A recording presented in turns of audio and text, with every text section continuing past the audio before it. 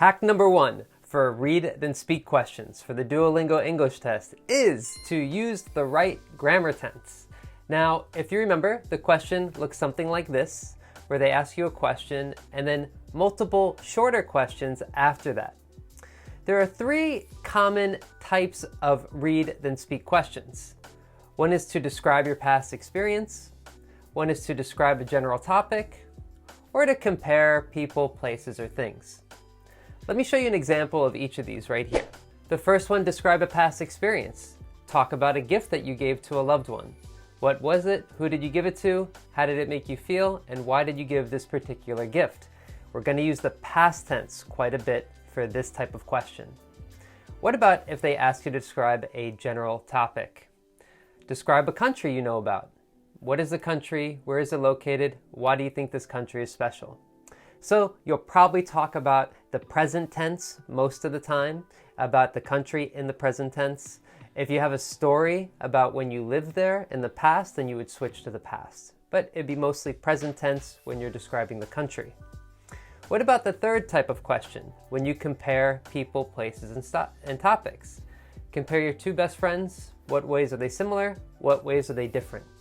In this situation, you'll probably use the present tense for most of the speaking, but you might use the past sometimes to talk about a past experience. Let's look at an example of these. Let's look at an example of 2. The first one is compare your 2 best friends.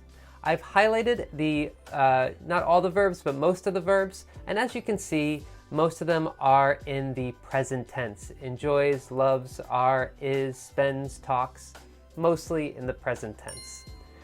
And if we look at the next one about when I gave a gift to a loved one, a lot of this is in the past. The first sentence has a present perfect. I have given a bunch of gifts, but you see bought, picked up, tore open, had bought, saw, was, didn't want, were, forced, made. You'll find some examples in this in the present tense as well, but most of my verbs are in the past when I'm describing a past experience. So make sure you keep that in mind.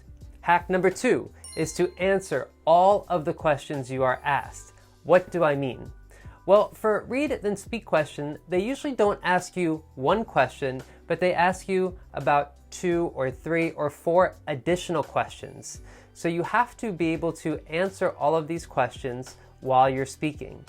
Don't worry too much about the order. You don't want to try to answer them like in order, because then your response will be a bit unnatural. But when you're speaking, make sure you see the questions. They'll be on the screen so you can see them, and make sure that you hit on all the points that are asked. You don't want to get points taken off for going off topic or for missing a part of the question. So make sure you do that. All right, that's hack number 2. Pretty quick and easy. Hack number 3 is to subscribe to this channel. Yes, of course, the most important hack is to make sure you subscribe, hit the bell icon, all that good stuff. Also, check out tstprep.com.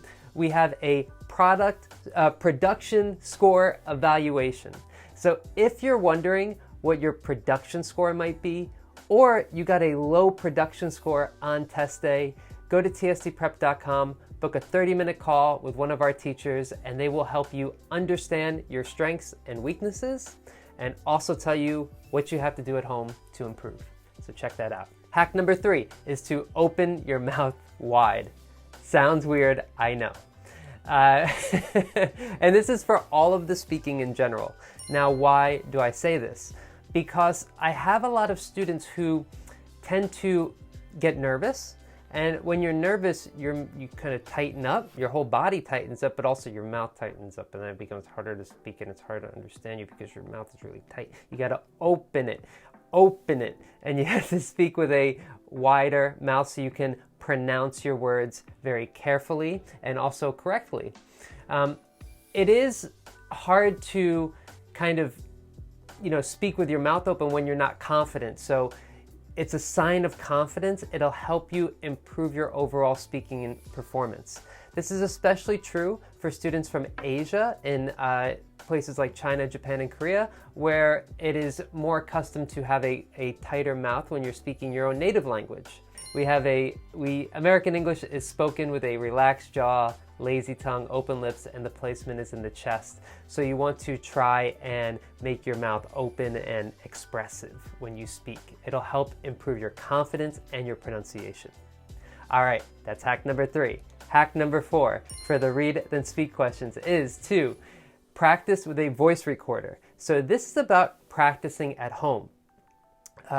It's very uncomfortable to hear your voice as a recording. You know, what you think you sound like and what the reality is are two very different things. And I know it's going to be sad to hear you, probably sad, it was sad for me, probably sad to hear your voice on a recording.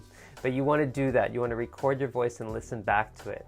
But I'm going to go one step further here and give you a grading rubric, a checklist for you to go through when you're practicing your read then speak questions. After you record your speaking, you want to ask yourself these questions. You listen to it again and you check these questions. So for example, did I speak for at least 45 seconds? If my response is only 30 seconds, I need to try to make it longer. Or let's look at question 2. Did my introduction restate the main idea of the question? You know, I have to give an introduction and it's probably talking about the main idea of the question. Did I do that? So these are the types of questions you want to ask yourself and then do the same response again, focusing on one of those areas of weakness. And that is going to lead me to hack number 5, which is review your responses and do them again.